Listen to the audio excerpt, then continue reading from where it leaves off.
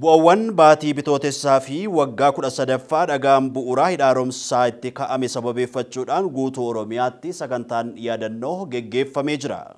Bitootessaa 24 guyyaa ministeerri muummee Abiy Ahimad aangoo fudhatan ilaalchisuudhaan sagantaaleen adda addaa magaalotaa fi godinaalee Oromiyaa keessatti itti fufee jira. Girmaa Guddisaa dabalata qaba. Yaadannoo ji'a bitootessaa keessatti argamanii fi dhagaa bu'uura hidha laga Abbayyaa kaa'ame yaadachuun fiigichi guddaan guutuu godinaalee Oromiyaa fi magaalaalee hunda keessatti gaggeeffamee jira. Bu'aawwan ji'a bitootessaa keessatti galmaanii fi guyyaa dhagaan bu'uuraa laga Abbayyaaf kaa'ame yaadachuun magaalaa Shaggar kutaa bulchiinsa Koyyee Faccetti aanaalee hunda kan hirmaachise fiigichi kiiloomeetira 5 kan gaggeeffame yoo ta'u, sagantaa kanarratti aangawoonni federaalaa fi naannoo Oromiyaa irratti argamanii jiru. Uummanni Oromoo cunqursaa fi hacuuccaa adda addaa keessaa kan bilisa ba'e ji'a bitootessaa keessa waan ta'eef ji'ni kun uummata Oromoof adda jechuun itti aanaan pirezidaantii mootummaa naannoo Oromiyaa obbo Awwaluu Abdii himanii jiru. Jalqaba irratti ji'i bitootessaa kun uummata Oromootiif ji'a addaati.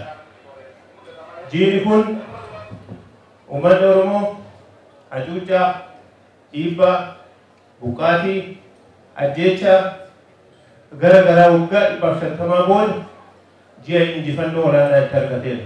Uummanni Oromoo biyya bulchuu akka danda'u ji'a bitootessaa keessatti agarsiisee jira jechuunis obbo Awwaluun kan dubbatan.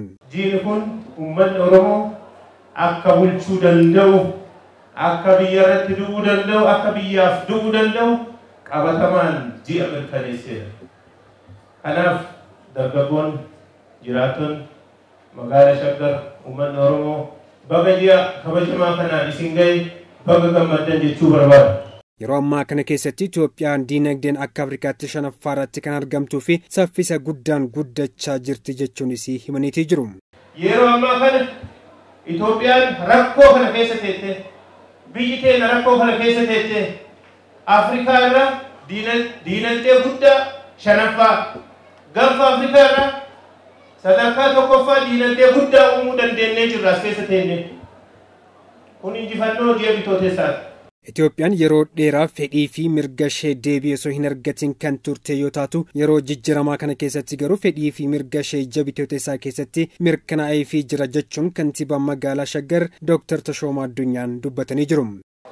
Jijjiiramni biyyi Itoophiyaa yeroo dheeraaf mirga ishee gaafattee argachuu yeroo hin dandeenyetti fedhii fi mirga Itoophiyaa kan deebise waan ta'eef, fakkeenyaaf Itoophiyaan addunyaa irratti akka ilaalamtu miseensa BRICS Plus kan go'e isa qofa miti, gaanfa Afrikaa irratti seenaa dheeraaf kan qabdu Red Sea Access Right for Port kan jiru kan kaase.